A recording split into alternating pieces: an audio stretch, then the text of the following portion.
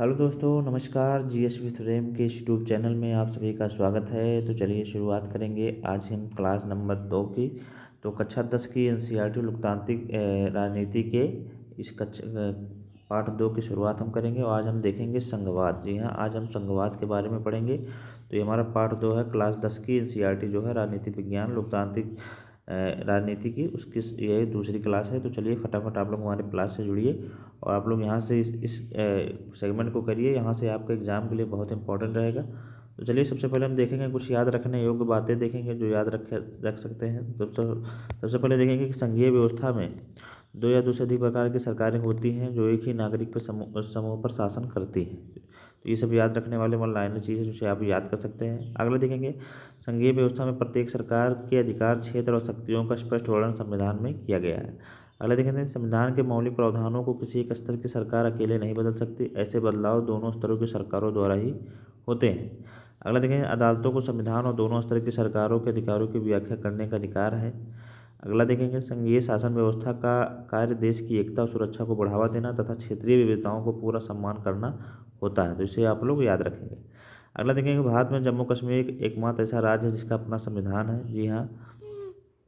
अगला देखेंगे, Bharat, Belgium, Spain में राज्यों की तुलना में केंद्र सरकार ज़्यादा शक्तिशाली है। इसे भी आप लोग याद रखेंगे। भारतीय संविधान में हिंदी के अलावा अन्य भाषाओं को अनुसूचित भाषा का दर्जा दिया गया है। विषयों की वह सूची जिस पर केंद्र सरकार कानून बनाती है संघ सूची कहलाती है। संघ सूची में कुल 97 विषय रखा गया है। तो ये सब कुछ फैक्ट थे जो याद करने योग्य थे। अब हम चलेंगे अपने बहुविकल्पीय प्रश्न पर। तो पहला देखेंगे कि भारत में कितने प्रतिशत लोगों की मातृभाषा हिंदी है। जी हाँ, तो इस समय लगभग 40% से ज़्यादा लोगों की मातृभाषा हिंदी है। इसे आप लोग याद रखेंगे। अगला देखेंगे, यहाँ पर ये पुराना डाटा है, नया डाटा भी कुछ और हो सकता है, आप देख सकते हैं। अगला देखेंगे, भारतीय संविधान द्वारा कितनी भाषाओं को अनुसूचित भाषाओं का दर्जा दिया गया है। तो ये हमारी कुल 22 भाषाएँ हैं। जी हाँ, 22 भाषाओं को हमारे जो है अनुसूचित भाषाओं का दर्जा दिया गया है। सबसे पहले 14 भाषाएँ थी, उसके बाद फिर बाद में 3 भाषाएँ और बाद में फिर 4 भाषाएँ जोड़ एक भाषा फिर जोड़ी गई। तो इस तरह के 3 बार हमारी भाषाओं को जोड़ा गया है। कुल टोटल इस समय हमारे 22 भाषाएँ हैं जो कि अनुसूचित भाषाओं के रूप में दर्ज हैं। अगला देखेंगे, ऐसी सरकार जो ज़्यादा राजनीतिक पार्टियों द्वारा एक साथ मिलकर बनाई जाती है क्या कहलाती है। तो वह गठबंधन की सरकार कहलाती है। तो क्या कहलाती है? गठबंधन की सरकार कहलाती है। इसे आप लोग याद रखेंगे। अगला देखेंगे, नगर निगम के प्रमुख को क्या कहते हैं। तो नगर निगम के प्रमुख को मेयर कहा जाता है। जी हाँ, नगर निगम का जो प्रमुख होता है उसे मेयर कहा जाता है। अगला देखेंगे, भारत के किस राज्य को विशेष दर्जा प्राप्त है। तो जम्मू कश्मीर को विशेष राज्य का दर्जा प्राप्त है। इसे आप लोग याद रखेंगे। अगला देखेंगे, केंद्र और राज्य सरकारों के बीच में होने वाले विवादों का निपटारा कौन करता है। तो ये न्यायपालिका करती है। जी हाँ, केंद्र और राज्य सरकारों के बीच होने वाले विवादों का निपटारा कौन करता है। तो न्यायपालिका करती है, जिसे आप लोग याद रखेंगे। अगला देखेंगे, स्थानीय शासन वाली संस्थाएं जो शहरों में काम करती हैं क्या कहलाती हैं। तो नगर पालिका और नगर निगम। जी हाँ, नगर पालिका और नगर निगम कहलाती हैं। अगला देखेंगे, निम्न में से कौन सा विषय केंद्र सूची में शामिल नहीं है। तो कानून और सुरक्षा जो है ये केंद्र सूची का विषय नहीं है। बाकी रेलवे हो गया, मुद्रा हो गया और बैंकिंग हो, ऐसे हमारे केंद्र सूची के विषय शामिल हैं। इसे आप लोग याद रखेंगे। अगला देखेंगे, केंद्र और राज्यों के बीच सत्ता का बंटवारा कितनी सूचियों में किया गया। तो 3 सूची, राज्य सूची आप लोग जानते होंगे, संघ सूची और एक समवर्ती सूची होती है, जिसे आप लोग याद रखेंगे। अगला देखेंगे, राज्य पुनर्गठन आयोग की रिपोर्ट को कब लागू किया गया। तो 1 नवंबर 1956 को। जी हाँ, 1 नवंबर 1956 को। और पहला आंध्र प्रदेश राज्य था जो भाषा के आधार पर पहला उसका पुनर्गठन किया गया था। अब चलेंगे हम यहाँ पर कुछ एक वन लाइनर के क्वेश्चन है उनको देखेंगे। तो सत्ता का विकेंद्रीकरण किसे कहते हैं। तो एक शब्दों में आज हम जान लेते हैं कि केंद्र और राज्य से शक्तियाँ लेकर स्थानीय सरकारों को देना ही सत्ता का विकेंद्रीकरण कहलाता है। तो केंद्र और राज्य से शक्तियाँ जो हम लोग लेके स्थानीय सरकार जो होती हैं, पंचायत मतलब, उनको दे दिया जाता है, उसी को हम सत्ता का विकेंद्रीकरण कहते हैं। अगला देखेंगे, नगर पालिकाओं ग्राम पंचायतों के लिए लगभग कितने लोगों का चुनाव होता है। तो 36 लाख लोगों का होता है। भारत में किस राज्य को विशेष दर्जा प्राप्त हो। जम्मू कश्मीर का। स्थानीय शासन वाली कौन सी संस्थाएं शहरों में काम करती हैं। तो नगर पालिका और नगर निगम होती हैं। इसे आप लोग याद रखेंगे। अगला देखेंगे, एकात्मक शासन व्यवस्था किसे कहते हैं। तो ऐसी व्यवस्था जिसमें शासन का एक ही स्तर हो उसे एकात्मक शासन व्यवस्था कहते हैं। वही दूसरा देखेंगे कि बेल्जियम में किस प्रकार की सरकार है। तो वहाँ भी संघीय सरकार है। इसे आप लोग याद रखेंगे। अगला देखेंगे, पंचायत समिति का गठन कैसे होता है। तो कई पंचों को मिलाकर पंचायत समिति का गठन होता है। इसे आप लोग याद रखेंगे। नगर निगम के प्रमुख को क्या कहते हैं? तो उसे मेयर कहा जाता है। समवर्ती सूची के विषय पर कानून कौन बनाता है? तो केंद्र सरकार तथा राज्य सरकार दोनों समवर्ती विषयों की सूची पर कानून बना सकते हैं, लेकिन जहाँ पर ये मानना होगा कि मतलब किसका कानून मान्य होगा तो वहाँ पर केंद्र सरकार का कानून मान्य किया जाएगा। इसे आप लोग याद रखेंगे। अब हम कुछ लघु प्रश्न देखेंगे, उनके बारे में चर्चा करेंगे। चलिए, सबसे पहले देखेंगे भारतीय संविधान के केंद्र और राज्यों के बीच शक्तियों का बंटवारा किस प्रकार किया जाता है। तो आइए देख लेते हैं। संघ सूची। संघ सूची में हमारे प्रतिरक्षा, विदेश, बैंकिंग, संचार, मुद्रा आदि जो राष्ट्रीय महत्व के विषय हैं वो सब आते हैं। तो ये हमारी संघ सूची के विषय हैं। वहीं राज्य सूची की बात करेंगे तो पुलिस, व्यापार, वाणिज्य, कृषि, सिंचाई, प्रांतीय महत्व के विषय आते हैं। समवर्ती सूची की बात करें तो शिक्षा, वन, मजदूर संघ, विवाह, गोद लेना, ये सब हमारी समवर्ती सूची के अंतर्गत आते हैं। बाकी अवशिष्ट शक्तियाँ भी होती हैं। वही विषय जो तीनों वो विषय जो ऊपर के तीनों सूचियों में नहीं है तथा जिन पर कानून बनाने का अधिकार केंद्र सरकार को है, वो हमारी अवशिष्ट शक्तियों के अंतर्गत आती हैं। तो इसे आप लोग याद रखेंगे। यहाँ हमने देख लिया कि भारतीय संविधान में केंद्र और राज्यों के बीच कुल 3 शक्तियाँ होती हैं: राज्य सूची, संघ सूची, समवर्ती सूची, और एक अवशिष्ट सूची भी होती है, शक्तियाँ होती हैं जो जिन पर इन तीनों में कोई नहीं जिस पर कानून बना सकता है, उस पर ये केंद्र सरकार अवशिष्ट शक्ति के तहत उस पर कानून बनाता है। तो आप लोग याद रखेंगे। अगला देखेंगे स्थानीय सरकारों के महत्व का वर्णन कीजिए। तो अनेक समस्याओं का निपटाना स्थानीय स्तर पर हो जाता है। लोगों को इस बात की जानकारी होती है कि पैसा कहाँ और कैसे खर्च करना है। स्थानीय स्तर पर लोगों को फैसलों में सीधे भागीदार बनाना संभव हो जाता है। सत्ता से अधिक से लोगों को भागीदार बनाना स्थानीय शासन के विकेंद्रीकरण के अनुरूप है।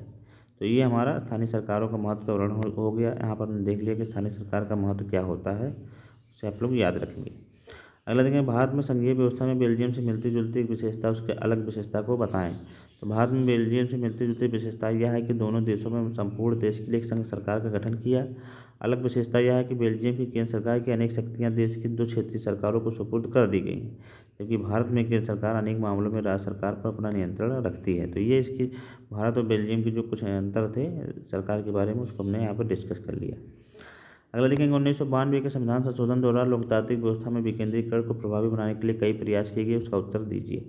तो सबसे पहले देखेंगे कि स्थानीय निकायों के चुनाव नियमित रूप से कराना अनिवार्य कर दिया गया 1992 से। पंचायती राज अधिनियम आया था। कम से कम 1/3 सीटें महिलाओं के लिए आरक्षित कर दी गई। जी हाँ, 33% सीटें जो है पंचायत चुनाव में महिलाओं के लिए आरक्षित होती हैं।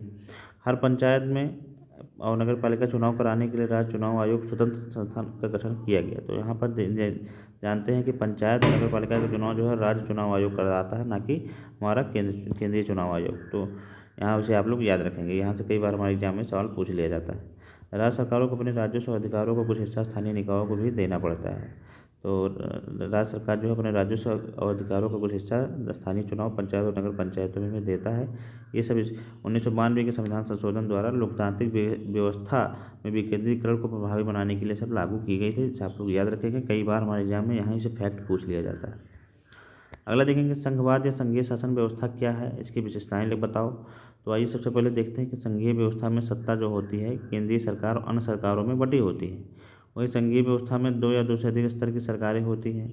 अगला देखेंगे केंद्र सरकार राष्ट्रीय महत्व के विषय पर कानून बनाती है तथा राज्य सरकारें राज्य से संबंधित विषयों पर कानून बनाती हैं। अगला देखेंगे दोनों स्तर की सरकारें अपने अपने स्तर पर स्वतंत्र होकर अपना काम करती हैं। केंद्र और राज्य सरकार के अधिकार क्षेत्र संविधान में स्पष्ट रूप से वर्णित हैं। तो ये संघवाद और संघीय शासन व्यवस्था के जो इसकी विशेषताएं हैं को हमने यहाँ डिस्कस कर लिया। इसे आप लोग याद रखिएगा। अगला देखेंगे, चलेंगे अगला क्वेश्चन, भारत की भाषा नीति क्या है। तो भारत में किसी एक भाषा को राजभाषा का दर्जा न देकर हिंदी और अन्य 21 भाषाओं को अनुसूचित भाषा का दर्जा दिया गया है। अंग्रेजी को राजकीय भाषा के रूप में मान्यता दी गई है, विशेषकर गैर हिंदी भाषी प्रदेशों को देखते हुए सभी राज्यों की मुख्य भाषा का विशेष ख्याल रखा गया। तो ये भारत की भाषा नीति है, इसे आप लोग याद रखेंगे। अगला देखेंगे 1992 से पूर्व विकेंद्रीकरण के स्वरूप का वर्णन कीजिए। तो 1992 से पूर्व विकेंद्रीकरण के स्वरूप का वर्णन कैसा था, आइए इसको देखते हैं। कि सभी राज्यों में गांव के स्तर पर ग्राम पंचायतों, शहरों में नगर पालिकाओं की स्थापना की गई थी। स्थानीय संस्थाएं राज्य सरकारों के अधीन रखी गई थी। स्थानीय संस्थाओं के चुनाव नियत समय पर नहीं कराए जाते थे। स्थानीय संस्थाओं के पास ना अपना अधिकार था, ना ही कोई संसाधन था। तो ये 1992 से पूर्व की घटना है कि जब गांव में इस तरह की हालत रहती थी। लेकिन 1992 के बाद नियमित 5 साल पे स्थानीय चुनाव होते हैं।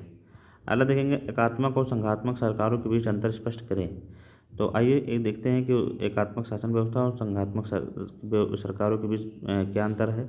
तो सबसे पहले एकात्मक शासन व्यवस्था के बारे में देखेंगे। तो इसमें केंद्र सरकार शक्तिशाली होती है एकात्मक शासन व्यवस्था में।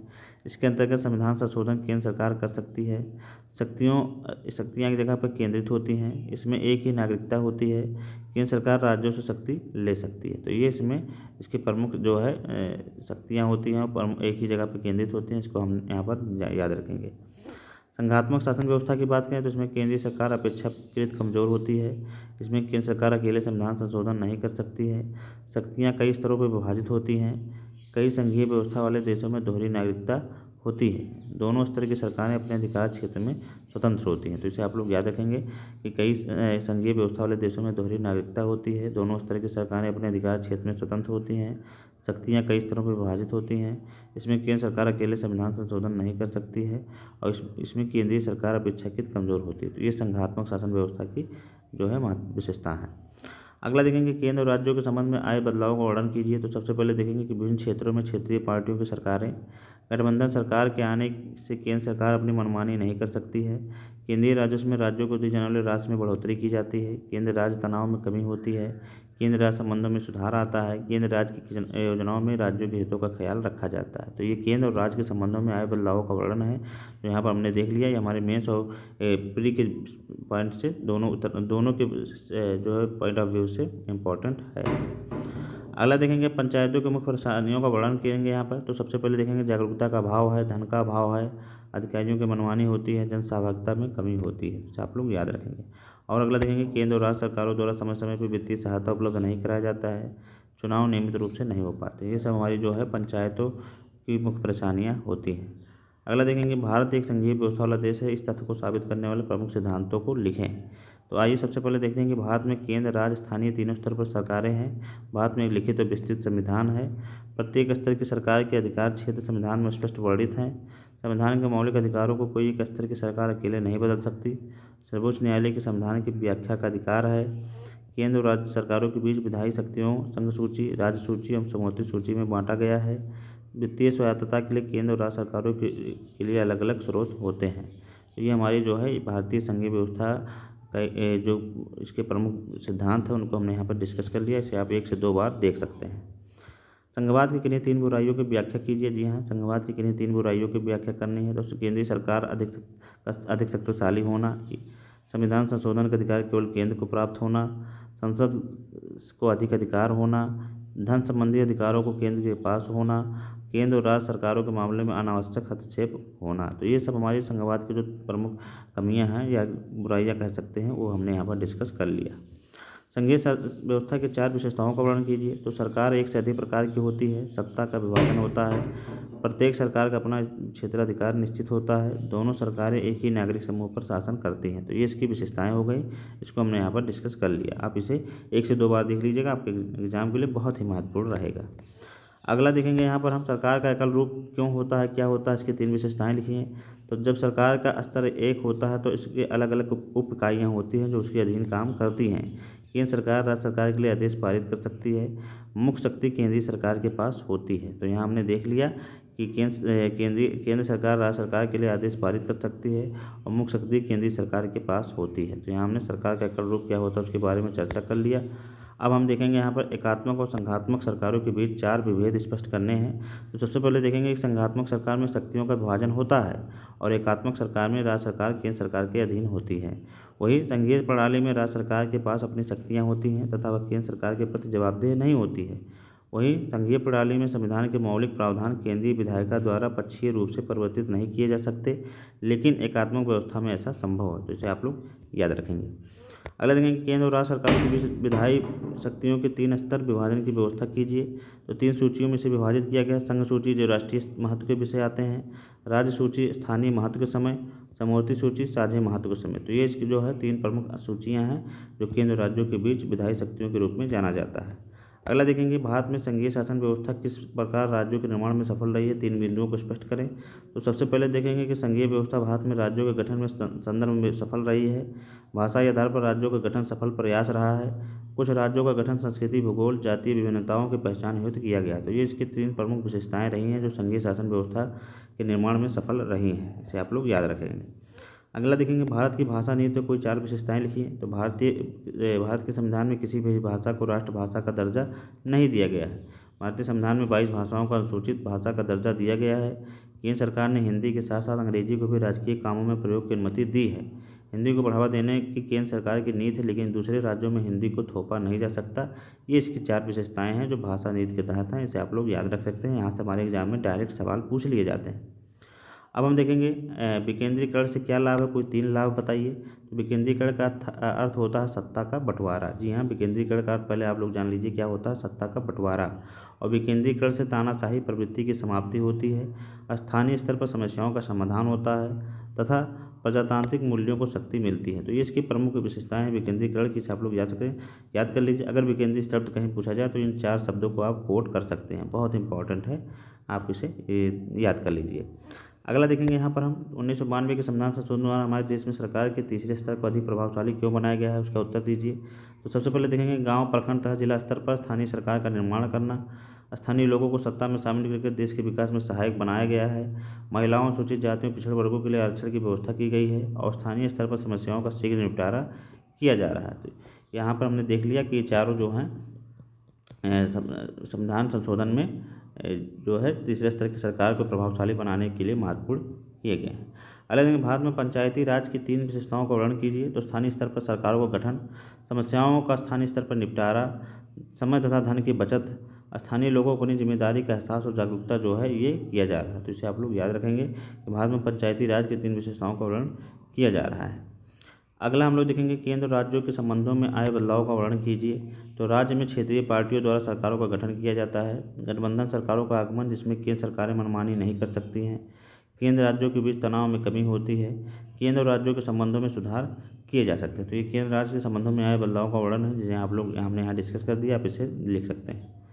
अगला देखेंगे, पंचायतों की 3 परेशानियों का वर्णन कीजिए। तो पंचायतों में जागरूकता का अभाव होता है, पंचायतों के चुनाव से गुटबंदी की शुरुआत होती है, धन का अभाव होता है, अधिकारियों की मनमानी होती है। तो ये सब चीज़ें हैं जो 3 परेशानियां हैं।